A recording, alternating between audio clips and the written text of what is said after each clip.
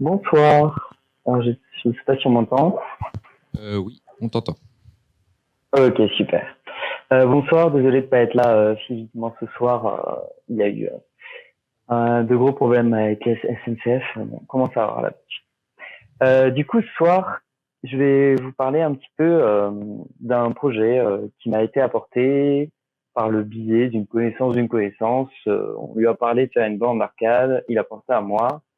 Et j'ai un jour ce type qu'on voit avec le bonnet là sur la photo qui me contacte et qui me dit oui, j'aimerais faire une bande d'arcade. C'est pour un label de dub. Donc la dub c'est un genre de musique reggae où on a des grosses enceintes et on s'envoie ça pendant des heures euh, en soirée.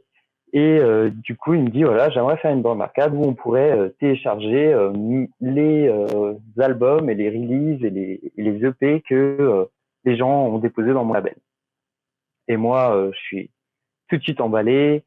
Je me dis ah ouais, super projet. En plus, ça me permet de participer à ce label qui est associatif de façon un peu bénévole, du coup de leur apporter quelque chose. Donc je fonce tête baissée, on se donne rendez-vous dans un bar. D'ailleurs, ça c'est un bon bar à Nantes où on aime aller écouter du reggae. Et du coup, on m'expose un peu son idée. Je commence à prendre des notes. J'en ai déjà discuté un peu avec un pote. Et puis là, on en déduit quelques petites choses. Déjà, je lui dis oui, bon, la clé USB en soirée, que tout le monde en emmène une pour mettre les albums dessus, c'est pas terrible.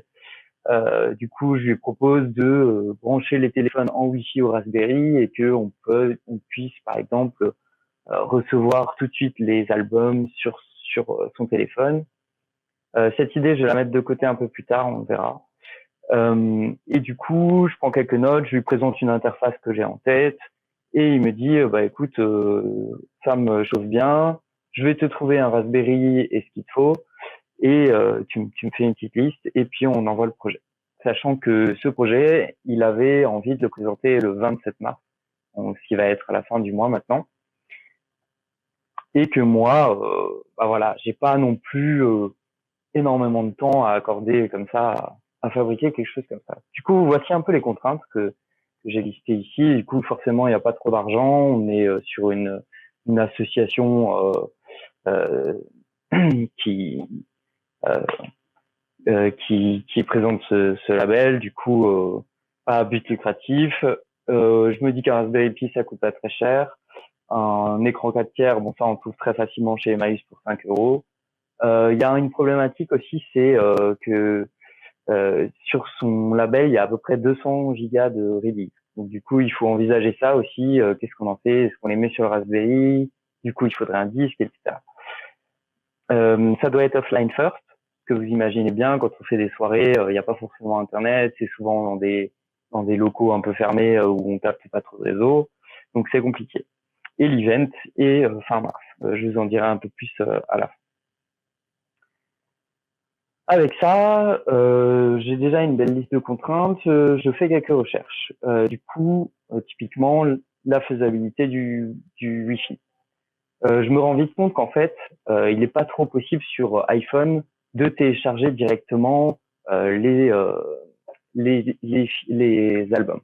En fait, sur Android, on pourrait très bien vous brancher sur un Wi-Fi, vous envoyez un QR code et que localement vous téléchargez des albums. Par contre, sur iPhone, vu qu'il y a iTunes et qu'on est obligé de passer par ça, on ne peut pas trop le faire à moins d'installer une application. Bref, ça devient beaucoup trop compliqué. Du coup, se pose vraiment cette question de comment télécharger les releases. Et une autre question qui me taraude un peu, c'est le gamepad. On a un joystick, on a des boutons et tout. Comment est-ce que ça va s'interfacer? Sur quoi je vais partir comme technologie en fait pour pouvoir gérer ça? Je me demande du coup si les technologies web sont viables. Moi, j'ai l'habitude d'en faire. J'ai déjà fait d'autres, enfin, j'ai déjà utilisé d'autres technologies pour faire des interfaces, mais quand même, le web, c'est ce que je connais mieux. Je peux lancer un serveur statique sur Raspberry Pi. Du coup, typiquement un React Start, enfin avec les React Scripts. Je regarde un petit peu ce qui tourne autour du gamepad et puis je vois qu'il y a une API pour le navigateur. Je me dis tiens, c'est pas mal.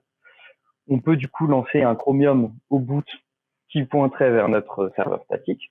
Très bien aussi. Et on peut générer des QR codes en JavaScript. Les QR codes, je le rappelle, ils me permettront, quand j'aurai utilisé la bande d'arcade pour choisir des albums, de télécharger ou de finalement obtenir une sélection d'albums que j'aurais choisi sur la bande d'arcade. Pareil, je vais vous faire une petite démo à la fin, vous comprendrez mieux. Je regarde un petit peu ce qui se passe, ce qui se traîne sur l'internet, et en style rétro, je trouve très rapidement Nest.css, qui est un framework CSS qui utilise un petit peu un style 8 bits. Du coup, je l'ai utilisé aussi pour les slides de la conférence. Je regarde donc ce que je vous parlais, le Gamepad API. Là, par contre, je me rends compte qu'il y a un petit désavantage à cette API. Si vous voulez, quand on touche un bouton, par exemple, il faudrait appeler dans une boucle infinie l'état du bouton et vérifier s'il avait changé de 0 à 1. Donc, typiquement, pour un jeu à 60 frames par seconde, on utiliserait l'API Request Animation Frame et qui nous donnerait un petit peu un truc où ça irait vérifier toutes les 60 millisecondes si le bouton a été touché ou pas. Je fouille un petit peu et je trouve Joypad.js. Ça, c'est une librairie qui a déjà fait ce travail et qui me permet d'avoir un event listener où, du coup, je vais juste utiliser ces deux événements, button press, axis move, et je vais pouvoir savoir quel bouton on a appuyé, sur quel axe a bougé. Ça, c'est très pratique. Par contre, on va le voir un peu plus tard. C'est pratique. Je me rends compte que les événements, quand je bouge mon joystick, ils sont quand même, ils vont vite, quoi.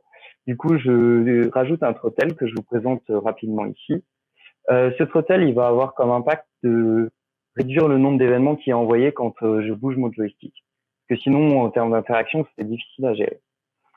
Du coup, là, par exemple, je vais rajouter un petit timer qui va dire, bah voilà, si on a trop d'événements qui arrivent dans les 50 dernières millisecondes, on va se charger d'en lancer un seulement toutes les 50 millisecondes au minimum.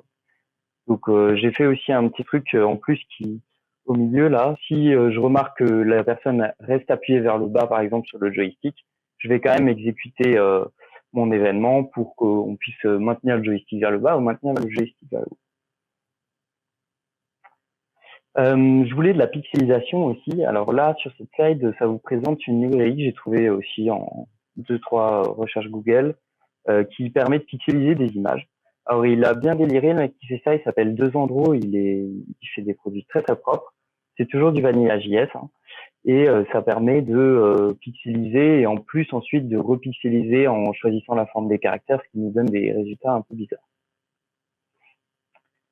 Je pars sur du React après avoir fait ces recherches et après avoir identifié des solutions possibles à mes contraintes. Je sais rapidement prototyper React parce que j'en fais et que j'ai un peu l'habitude. C'est un savoir maîtrisé. Il y a toujours cette doctrine avec React, learn once, write anywhere, et du coup, effectivement, on pourrait la lancer dans un RabbitMP ou faire des interfaces de terminal avec, ça reviendrait au même. Ça peut se coupler avec Joypad, par exemple, qui est une librairie Vanilla.js, parce que React, on va le voir, se couple très bien. Et je peux utiliser le DOM router pour mes plusieurs écrans. Alors, j'ai tous les éléments à disposition, je peux commencer à travailler, sauf que là, j'ai besoin de données. Et pour la donnée, j'ai besoin de savoir, voilà, ce label de Dub, qui m'a parlé, il y a quand même 200 gigas de chansons, où est-ce qu'elles sont, comment j'y accède, quelles sont, j'aimerais bien des pochettes, ce genre de choses. Et je lui envoie un mail et il me dit, il y a tout sur SoundCloud. Bon, très bien. Alors, qu'est-ce que je fais? Moi, je vais voir sur SoundCloud et j'ouvre mes outils de développement et je tombe sur ce petit lien dans l'onglet Network. Et là-dedans, je vais remarquer que j'ai absolument toutes les données dont j'ai besoin. Du coup, ce que je vais faire, je vais trifouiller un peu et rapidement, j'arrive à cette ligne de commande. J'utilise curl et je vais récupérer la base de données de SoundCloud. On voit d'ailleurs que la limite, je l'ai mise à 1000. J'avais regardé, ils avaient mis une limite à 20 ou 30 et du coup, j'ai mis à 1000, ça a marché, j'avais tout, j'étais très content. Le problème, c'est que en ayant cette base de données, je reçois un nombre énorme d'informations dont j'ai pas forcément besoin.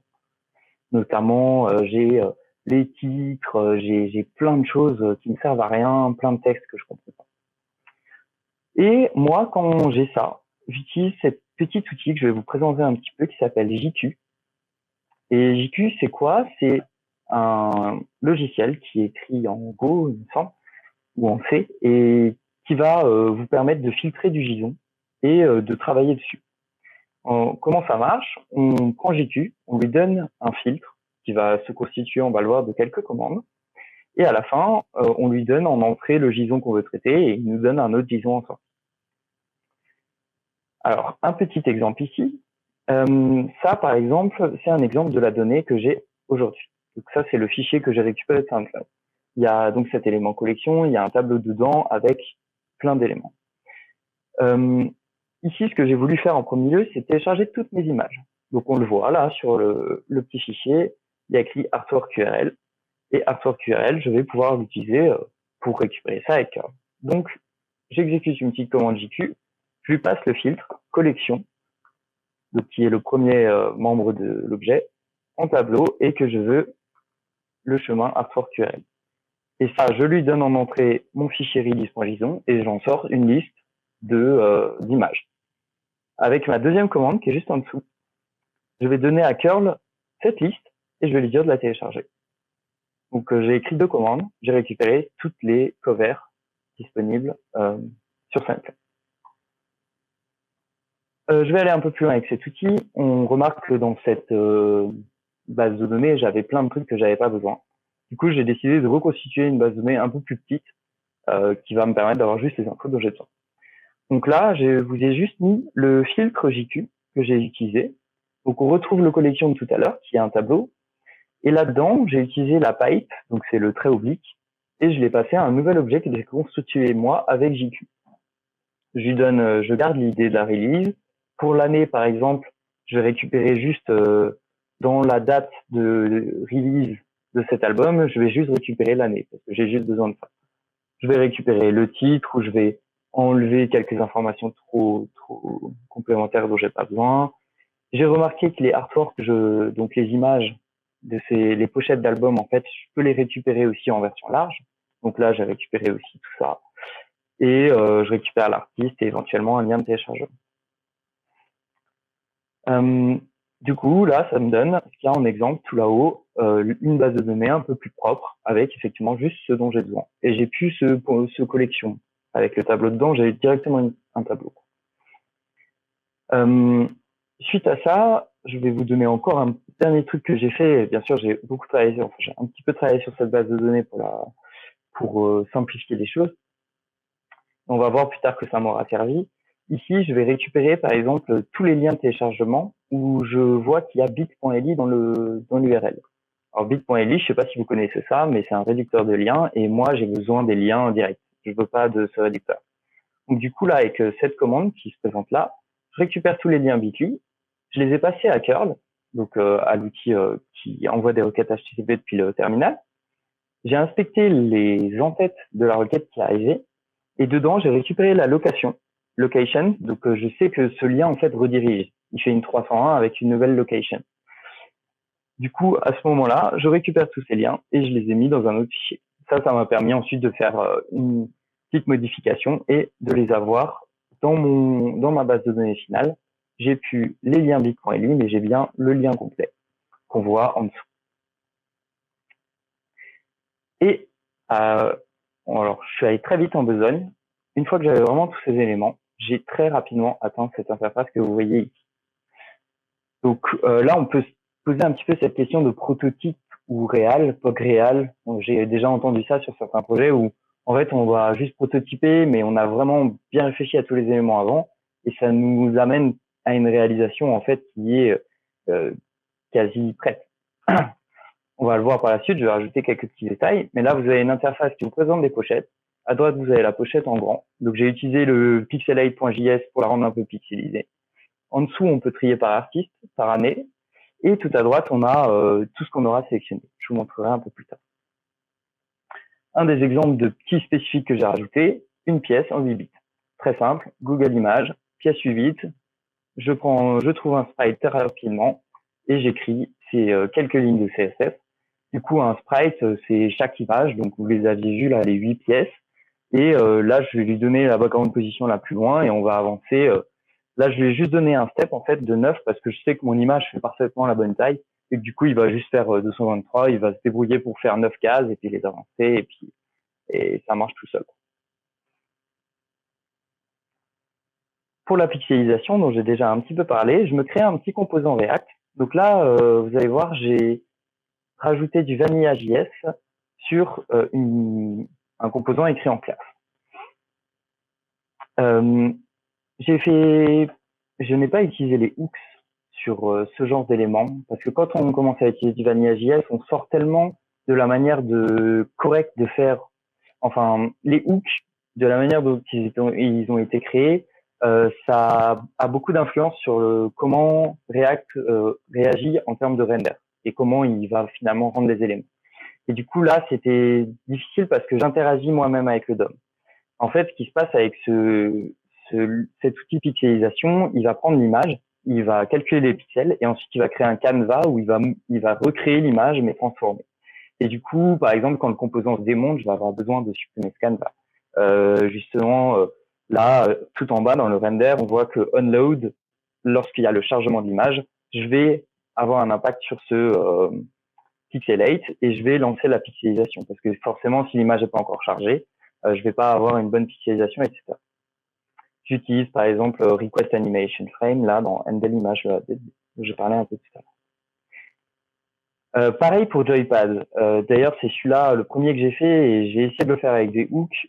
J'ai pas du tout réussi parce que c'était pas du tout compatible.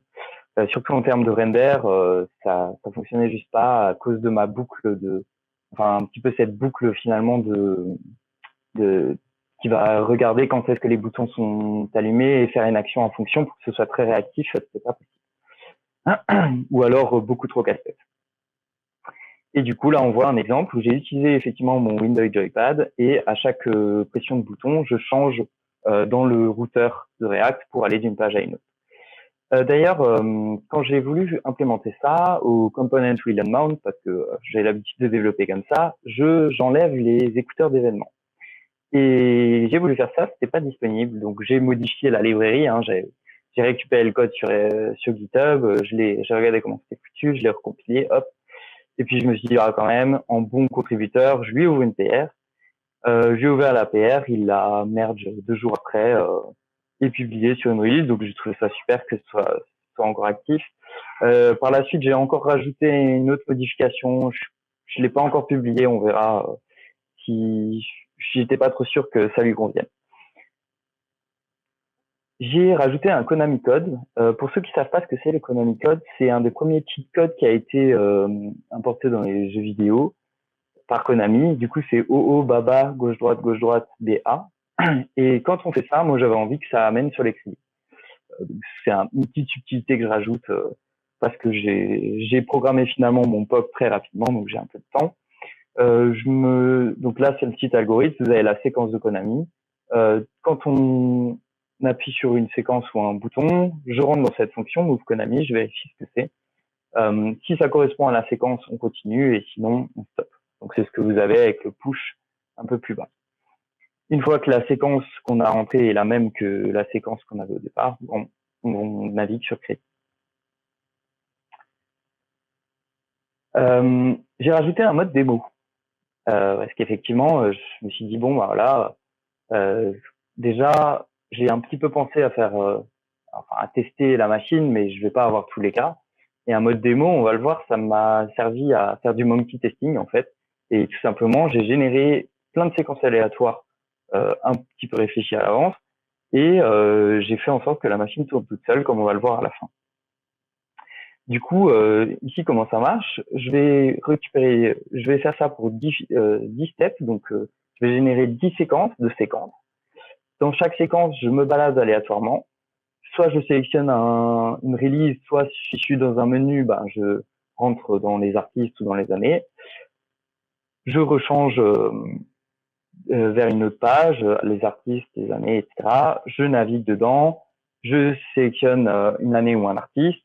Et là, à ce moment-là, si on a fait les 10 steps, je vais amener au QR code final où j'aurai une sélection aléatoire qui serait créée par l'ordinateur. Alors, ici, chaque step a un temps aléatoire après lequel il est fait.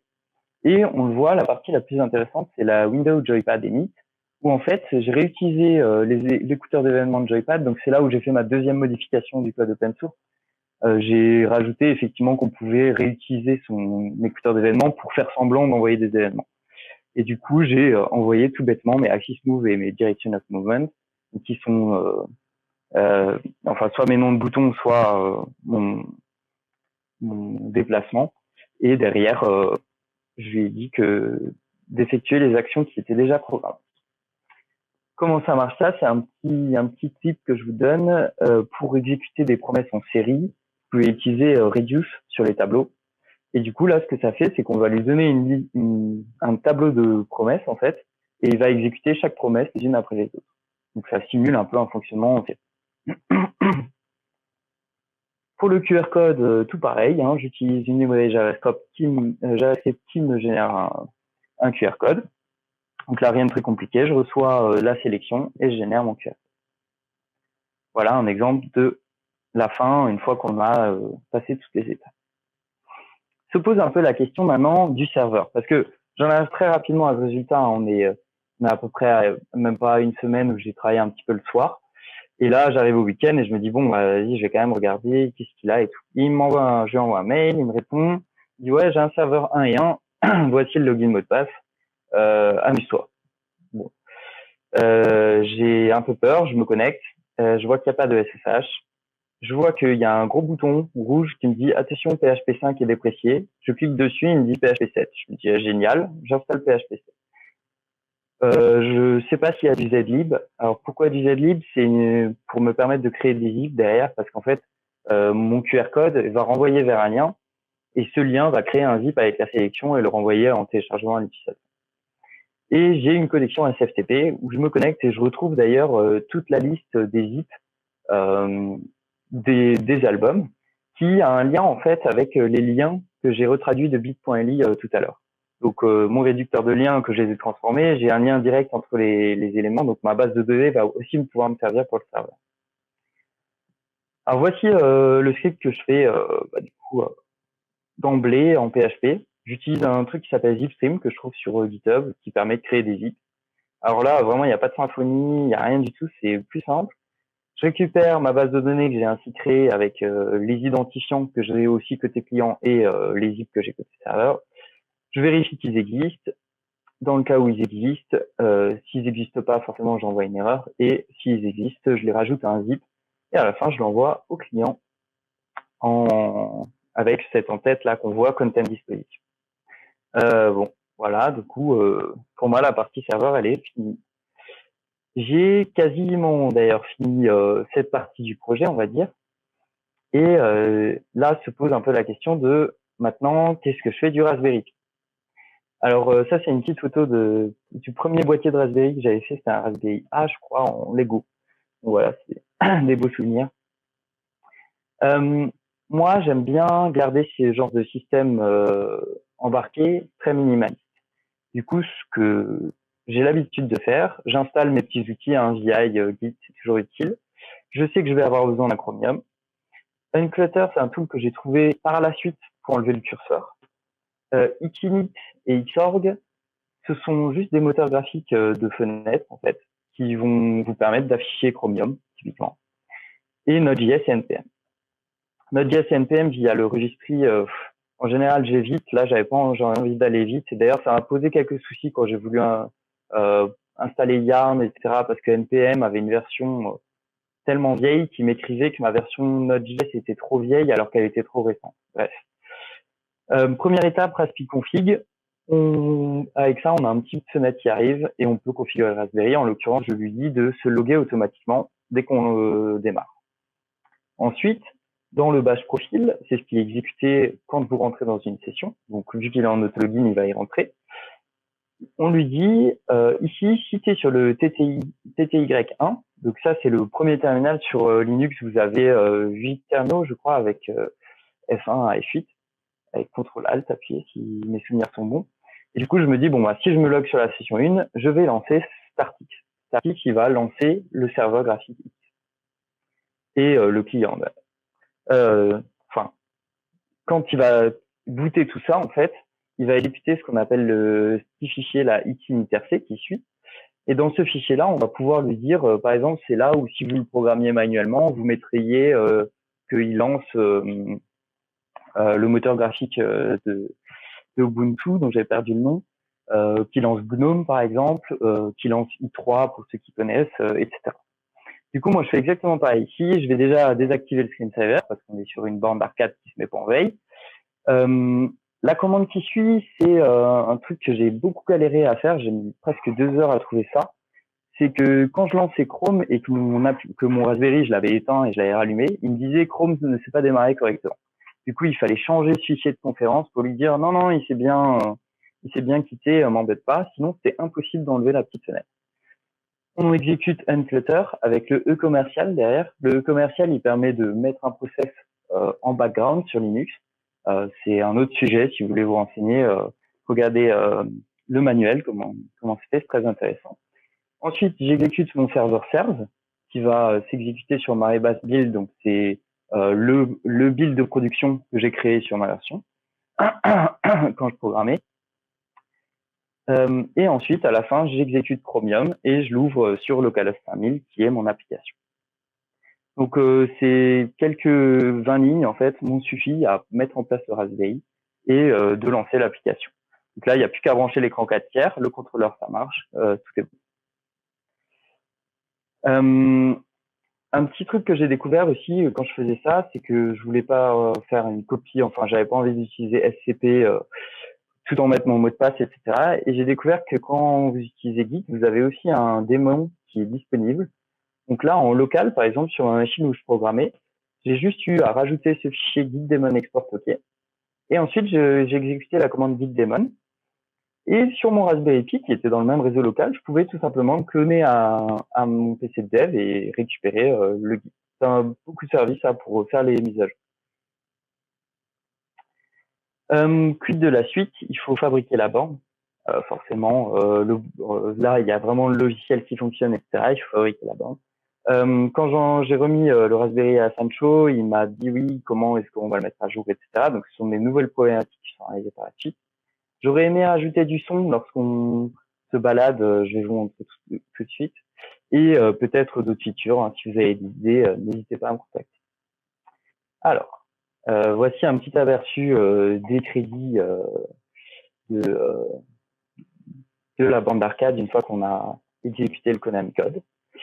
Je vais très rapidement vous montrer. Alors là, c'est très bien parce que c'est ma démo qui fait bugger, mais c'est un bug que je connais. Voilà. Et normalement, j'avais mis. Alors, il est toujours configuré. Voilà. Du coup, ici, vous voyez, je peux naviguer. Je peux sélectionner des albums. On voit la partie 3 en bas qui se montre. Et je peux bien sûr rentrer via les artistes ici, ou alors via les années et continuer. Ah ben, il n'y a rien en 2016, rien en 2014. Bon, il faudra que je fasse du monkey testing, c'est l'effet démo probablement.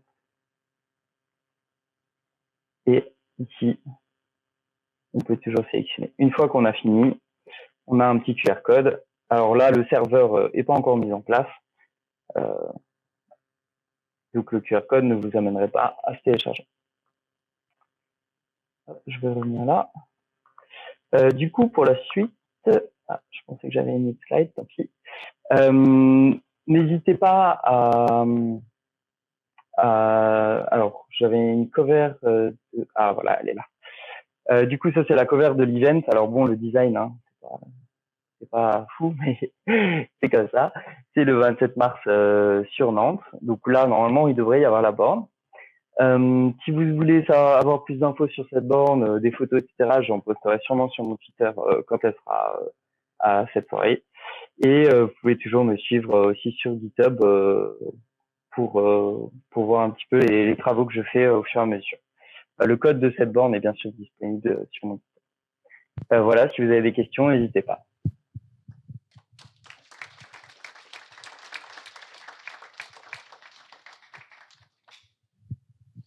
Merci beaucoup.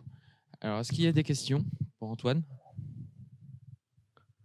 Pas tous en même temps, s'il vous plaît. Non? Ah, voilà une question.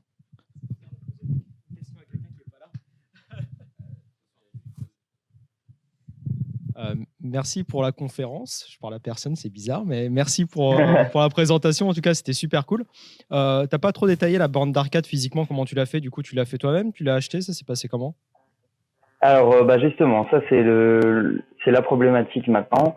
Moi, j'aimerais la faire moi-même. J'ai les plans, j'ai tout.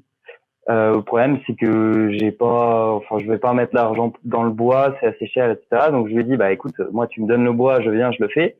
Mais il est beaucoup en déplacement et tout, donc voilà, je sais pas encore. Il m'a dit qu'il allait peut-être l'acheter en kit s'il a pas le temps, mais c'est un petit peu en stand-by pour moi encore. Ok.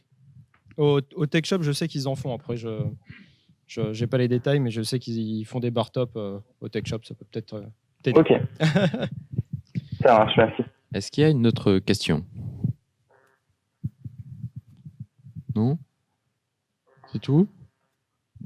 Dernier appel? Moi, je peux poser une question. Moi, est-ce qu'il y a des gens ici qui n'ont rien appris de cette conférence? Est-ce qu'il y a des gens qui n'ont rien appris de cette conférence? Ils rigolent, mais sans plus. Je pense qu'il n'y a personne qui voudra répondre. Ah, dommage. Ouais, merci beaucoup de m'avoir suivi quand même, malgré le contretemps. Hein. Je suis vraiment désolé de ne pas avoir pu être là.